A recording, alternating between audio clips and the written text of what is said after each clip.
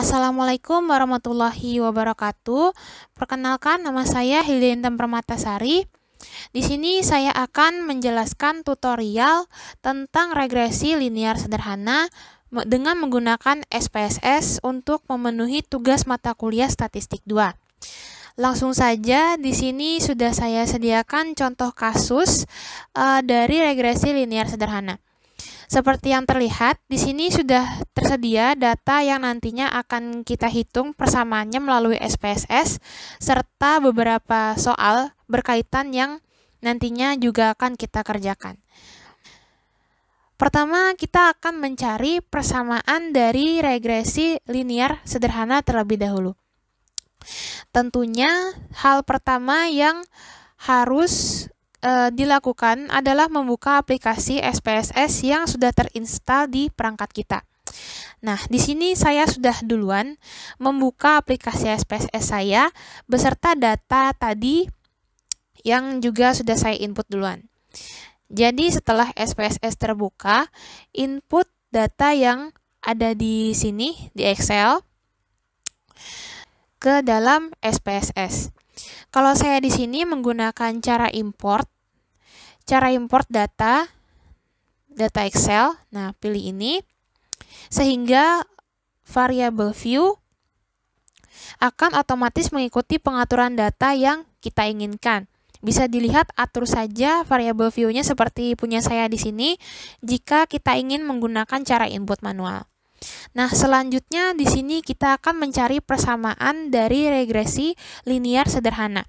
Caranya adalah klik Analyze, pilih Regression, kemudian pilih Linear. Nah, setelah muncul tampilan seperti ini, klik variabel X dan pindahkan ke kolom Independent sebagai variabel bebas. Kemudian klik variabel Y dan pindahkan ke kolom dependent sebagai variabel tak bebas. Kemudian pilih statistik, centang beberapa pilihan yang akan kita munculkan pada tampilan output nantinya. Di sini kita akan memilih pilihan model fit untuk memunculkan model dari persamaan regresi linear sederhana, dan pilihan R-square change karena kita juga akan menghitung nilai R-square-nya. Kemudian klik continue, kemudian OK. Nah, inilah tampilan dari hasil perhitungan SPSS. Letak persamaan regresi linear sederhana itu terletak pada tabel yang paling terakhir, yaitu tabel koefisien. Tabel inilah yang merupakan hasil dari persamaan regresi linear sederhana.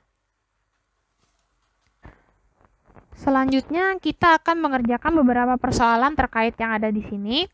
Yang pertama, apa X dan Y dalam kasus di samping. Nah, variabel X dan Y dari data yang terdapat pada kasus kita di sini adalah variabel X sebagai total fosfat dan variabel Y sebagai hasil. Kemudian soal kedua, buatlah diagram pencar antara dua peubah tersebut. Nah, untuk ini kita kembali ke aplikasi SPSS. Langsung saja di sini kita klik menu Graphs, pilih Legacy Dialogs, kemudian pilih Scatter Dot.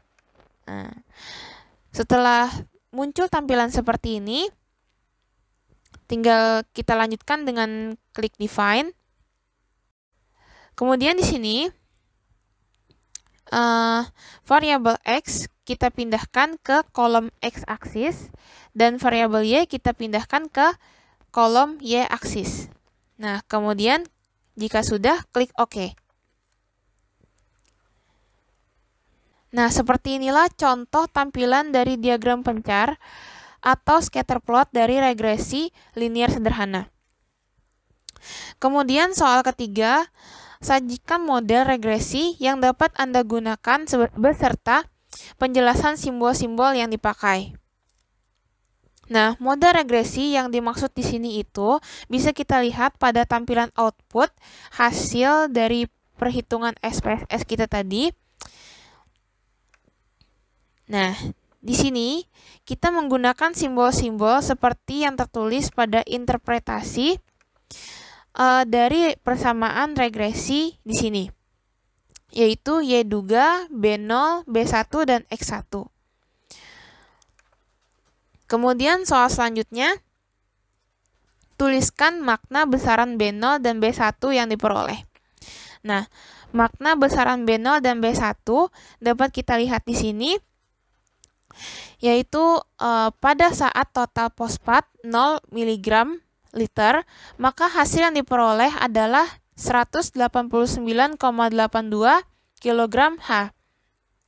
Kemudian apabila total fosfat bertambah 1 mg liter, maka hasil akan bertambah sebesar 71,05 kg H. Sebaliknya apabila total fosfat berkurang 1 mg liter, maka hasil akan berkurang sebesar 71,5 kg H. Kemudian soal selanjutnya, lakukan uji parsial untuk melihat apakah X berpengaruh terhadap Y. Uji hipotesis pada taraf nyata alfa 0,05. Nah, untuk uji hipotesis bisa kita lihat pada tabel koefisien terlebih dahulu.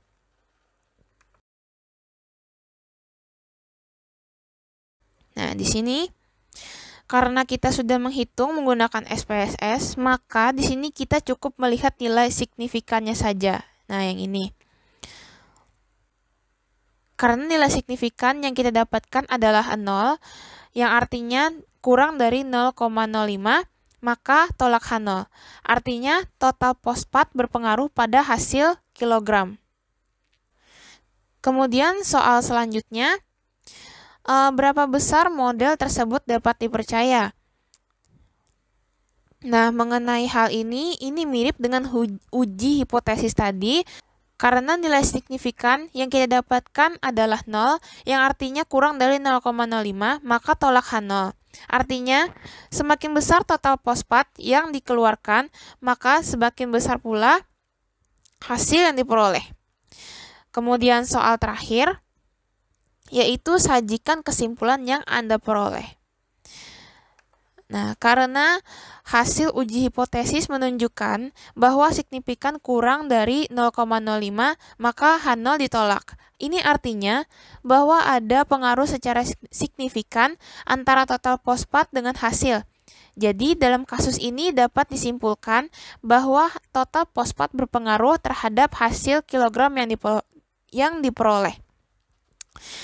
Oke, sekian dari penjelasan saya. Terima kasih. Wassalamualaikum warahmatullahi wabarakatuh.